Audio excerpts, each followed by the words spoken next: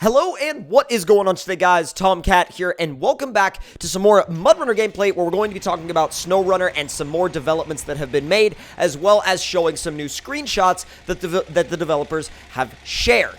Now, they recently did an entire release about different terrain types and the viscosities of the terrain and how that would show up, as visual cues, but also how the terrain types would react in the game. So that's what we're going to go ahead and get into first. They also released a new vehicle as of the time I'm recording this, so I'm going to be showing that as well, and I'll give you a little hint. It's actually a really cool, quirky little off-road van, so it's a really cool vehicle.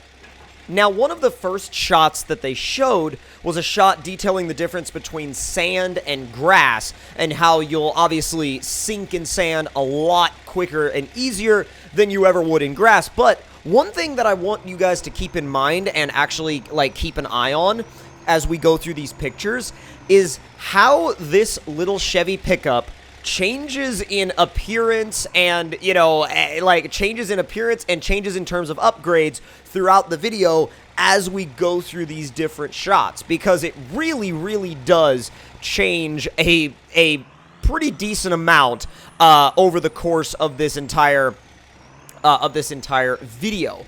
Now, one of the things that I did want to touch on is that they gave a note to the fact that this type of system, with the viscosities of the terrain being different, is new to SnowRunner. In MudRunner, all the terrains had the same viscosity, so no matter what the texture was on the surface, it would all deform the same way and have the same viscosity. So, in theory, you could have, sand, grass, different types of mud, and it would all deform the same way, and it would all react the same way to the truck in question. But not so anymore in SnowRunner.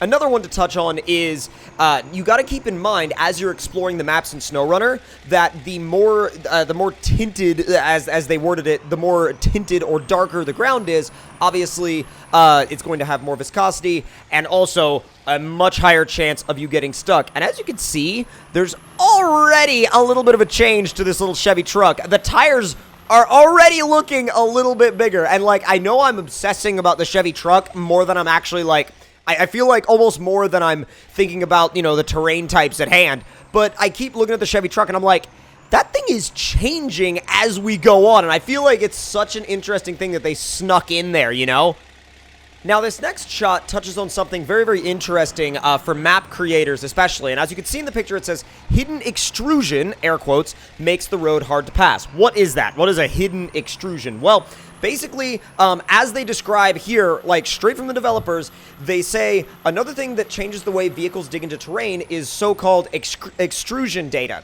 You can't see it in the game, but map creators can paint it with a special brush. They also say it's often used to make swamps, mud roads, and other hard-to-pass routes actually difficult to traverse. So basically what it does is it makes certain things that might not look difficult actually more difficult. They also put a note in to say that SnowRunner improves on MudRunner in that those hidden extrusions can't be too deep for certain ground types, i.e. grass that looks dry and solid, making driving more predictable. Now, an interesting note there as well is they say that what is fundamentally different in SnowRunner is what they're calling, again, air quotes here, wetness mask, which they say the map author paints it with another special brush, making ground look wet where it should, whereas in MudRunner the ground looked dry everywhere. So, very, very interesting updates there. And they also say the wetness mask affects viscosity in the same way tint does, so you are more likely to get stuck on wet surfaces. So again, this all moves towards the direction of really giving you, as a driver, more visual cues that you can pick up on throughout the environment to know how that terrain is going to react by the way it looks. Now, what is the overwhelming new addition to SnowRunner? Well, snow. Now, everybody was worried in the beginning that the snow was just, everybody was like, oh, it's just going to be reskinned mud. Oh, it's just a gimmick. All this, all that, blah, blah, blah, blah, blah. It's actually not. It actually goes a lot further than that. Now, they did a whole section here on driving in snow, but I'm going to just condense it down a little bit and let you guys know that they say that snowy surfaces can have different snow depth. Now, they say you can't actually see it in the game, but snow depth is painted in the map editor, again, with another special brush, but vehicles behave differently depending on the depth of the snow it's driving over. When snow depth is 0, you will see your wheels digging into the mud. When driving in deep snow, however, you will see snow chunks flying from under your wheels, and your vehicle will behave differently. This means that the vehicle will sink into the snow until it reaches the ground below. Very, very, very interesting stuff here. They also say, note, off-road tires improve vehicle off-road capabilities for both snow and mud environments. And to add to that, making off-road tires not just a visual mod, but a performance mod that directly affects the performance of your vehicle within different areas of the environment and different types of environments within the maps. Which brings me directly onto my next point, which is ice. Now, ice is a very, very interesting gameplay dynamic and map dynamic that was experimented with in the mod world in MudRunner, but obviously has been very much so expanded here. And there's a lot of, like, you know, kind of technical data and stuff like that that I won't get into, but the main things that you need to know are if you have either road wheels or sort of normal off-road tires, you will slide on the ice, whereas if you have chained wheels, you will not slide on the ice. The chained wheels will actually allow you to grip on the ice, which snow chains, whatever you want to call them, are another interesting new addition as a both visual and performance upgrade. Really, you could classify them as definitely a performance upgrade, and I guess visual, whether or not you like the look of chained tires. Now, they didn't say anything on whether or not these will affect you negatively in different areas. They just said it would obviously affect you positively when having to deal with ice. But I also want to mention the fact that if we look closely at this screenshot, the tires in that shot underneath the chains are mud grapplers. So, mud grapplers confirmed? Question mark? Now, these next two shots are very interesting and very important. Now, they talk a lot about weight distribution and how weight distribution affects your traction in the mud. So, very simple.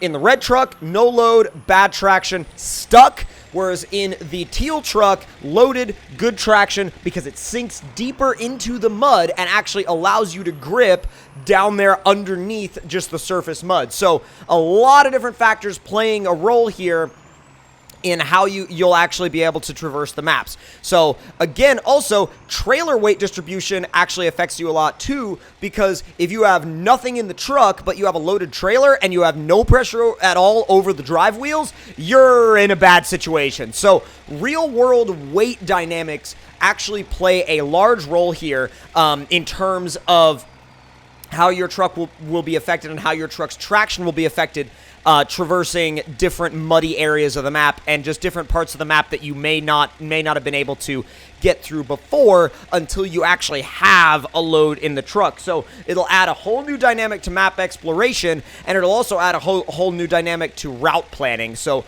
route planning will definitely be affected a lot by this, but I think it'll be affected in a good way because it'll really make you think more, and I think it'll actually open the game up to just whole new ways to play, because this series has been around for a long time, and one of the biggest challenges with a series that's been around for a long time is adding new ways to play without getting rid of that formula and style that made the game what it is, and I think this does just that.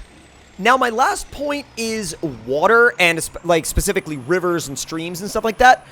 There doesn't seem like there's been a ton of changes to that. However, they did say that water can flow at different speeds, so you have to be careful depending on what body of water you're crossing. But they say as you go through water, standard rules apply, because with the heavier vehicles, obviously you'll have a lot lower chance of them being pushed and rolled over, as you will with the lighter vehicles, which have a much higher chance of being pulled in by the current and rolled over or capsized, as they put it. But again, not really anything too crazy here, but I did want to touch on it because I know it was part of the screenshots and part of the release, and I really did still want to touch on it and let you guys see the screenshot because the water looks absolutely beautiful there.